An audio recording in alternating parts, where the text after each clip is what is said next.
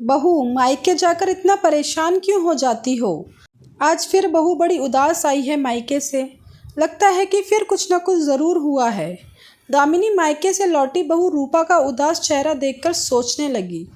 जब से समधी जी का स्वर्गवास हो गया, हमेशा ही ऐसा होता।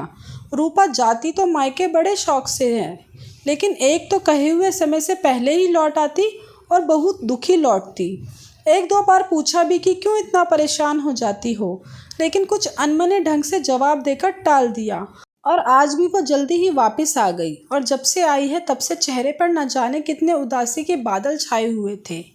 रूपा रसोई में चाय बना रही थी, तभी दामिनी पानी लेने रसोई में गई तो देखा कि रूपा की आंखों से आंसू बह रहे हैं। क्या हुआ रूपा बेटा? दामिनी ने सोचा कि वो रूपा को कलेजे से लगाकर कुछ पूछे, लेकिन कुछ सोच समझकर चुप लगा गई। अपनी प्यारी बहू की आंखों में आंसू देखकर तो उसका कलेजा हौंक उठा, क्योंकि दामिनी रूपा को बहुत ज़्यादा प्यार करती थी। उस समय तो दामिनी चुपचाप बाहर चली आई, लेकिन उसने मन ही मन कुछ निर्णय कर लिया। जब रूपा बाहर चाय लेकर आई तो दामिनी से बिल्कुल भी रहा नहीं गया, क्योंकि रूपा की लाल लाल आंखें बहुत कुछ कह रही थी। रूपा बेटा, तुम इस बात का गलत अर्थ ना निकालना, लेकिन बेटा, मुझको तुम्हारा मायके से लौटकर आने पर यह उदास परेशान चेहरा बिल्कुल भी अच्छा नहीं लगता। कुछ बात तो ज़रूर है, वरना हमारी बहू इतनी जल्दी परेशान होने वाली नहीं। क्या मुझको नहीं बताओगी अपनी परेशानी? दामिनी रूपा के सिर पर हाथ फिराते हुए बोली। अचानक रूपा दामिनी से लिपटते हुए फूट फूट रो पड़ी। मम्मी जी, वहाँ पर कुछ भी नहीं ठीक है। मैं आज 2 सालों से सोच रही थी कि समय के साथ सब कुछ ठीक हो जाएगा, लेकिन शायद मैं हार गई। मैं कुछ भी ठीक नहीं कर पाई। मम्मी बहुत परेशान है। ये कहते कहते रूपा के मुंह से सिसकियाँ की आवाज़ निकलने लगी और वो बीती हुई यादों में खो गई। रूपा, पापा अचानक हम लोगों को छोड़कर चले गए। बड़े भैया राजेश का फ़ोन आधी रात को आया। भैया, ये कह रहे हैं आप? रूपा तो पापा के जाने की खबर सुनकर बिलख ही उठी। बहना, बिल्कुल सच बात है ये, राजेश रोता हुआ बोला। रोती बिलखती हुई रूपा मायके पहुंच गई और मम्मी से लिपटकर बिलख बिलख कर रो पड़ी, और कुछ ही देर में सब समाप्त हो गया।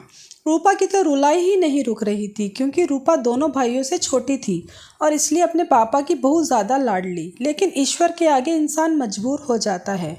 आखिरकार रूपा जल्दी मायके आने का वादा करके ससुराल वापस आ गई, और जब दोबारा वो मायके गई तो वहाँ बहुत कुछ बदल चुका था। दोनों भाइयों और भाभियों में घर और दुकान की प्रॉपर्टी को लेकर बहुत ज़्यादा तनातनी चल रही थी, और दशा यहाँ तक बिगड़ गई थी कि दोनों ही भाई और भाभियाँ मम्मी को रखने को बिल्कुल भी तैयार नहीं थी। रूपा को तो समझ में ही नहीं आया कि जिस घर में हर समय प्यार बरसता था, वहाँ अचानक धन दौलत को लेकर इतना विवाद की प्राणों से प्यारी माँ की भी अवहेलना। टूट सी गई रूपा। उसने दोनों भाइयों और भाभियों को समझाने की बहुत कोशिश की कि शायद वो लोग उसकी बात मान जाएं, लेकिन अब तो वो लोग अपनी दुलारी बहन की भी बात सुनने को तैयार नहीं थे। रूपा को सबसे ज़्यादा कष्ट अपनी माँ कावेरी को लेकर होता, जो कि बेचारी न घर की रही थी न घाट की। दोनों भाभियाँ एक एक समय बहुत एहसान जताकर खाना देती, वो भी बासी कुसी उल्टा सीधा। कावेरी उस परिस्थिति में भी मुंह नहीं खोलती, क्योंकि वो स्वभाव से बहुत ज़्यादा सीधी और सरल थी। और तो और जो भाभियाँ पहले उसको मायके आने पर हाथों हाथ लेती थी, वो अब रूपा के मायके आने पर अक्सर मुंह बनाते देखी जाती। वो दोनों ही ना रूपा को खाना पूछना चाहती, ना ही चाय नाश्ता, लेकिन उसको अपने अपमान की नहीं बल्कि माँ की बहुत ज़्यादा चिंता होती। रूपा जब भी आती मायके तो सोचती कि चलो कुछ दिन तो माँ के पास अच्छे से बिता लेगी, लेकिन माँ की दुर्दशा देखकर इतना ज़्यादा दुखी हो जाती कि जल्दी ही वापस भी चली जाती। लेकिन उसको हमेशा यही चिंता खाए जाती कि भले उसका मान सम्मान ना हो मायके में, पर वो काश अपनी माँ के लिए कुछ कर पाती। भाई भाभी तो अपनी अपनी ज़िंदगी अच्छे से जीने ही लगे थे। अचानक रूपा के मुंह से बहुत ज़ोर ज़ोर से सिसकियाँ निकलने लगी। रूपा बेटा, तुम इतना ज़्यादा परेशान थी और तुमने अपने दुख को अपने अंदर ही दबा कर रखा। क्या इस माँ को भूल गई थी क्या? तुम्हारी मम्मी का दुख हमारा दुख। हम कल ही समधन जी को लेने चलते हैं, और अब समधन जी हमारे साथ ही रहेंगी। दामिनी रूपा के सिर पर बड़े प्यार से हाथ फिरा रही थी। लेकिन मम्मी जी, ये संभव कहाँ है? माँ बेटी के घर कहाँ रह सकती है?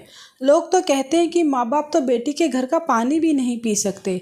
रूपा परेशान होते हुए बोली। क्यों नहीं बेटा, ये तुमसे किसने कहा?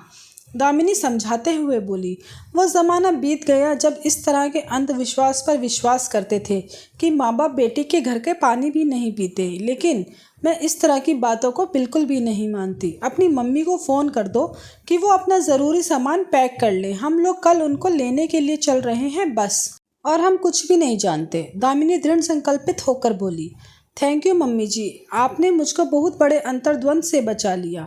मैं मम्मी को लेकर बहुत ज़्यादा परेशान थी। मुझ में मम्मी का कष्ट देखा नहीं जा रहा था। रूपा फिर से अपनी दामिनी के गले से लिपट गई। पागल कहीं की, मम्मी भी कहती है और अपना दुख भी छुपाती हो। मम्मी से कहीं बच्चे कुछ छुपाते हैं? तुम्हारी मम्मी मेरी भी तो कुछ लगती हैं कि नहीं? मेरा भी उनके ऊपर कुछ अधिकार है कि नहीं?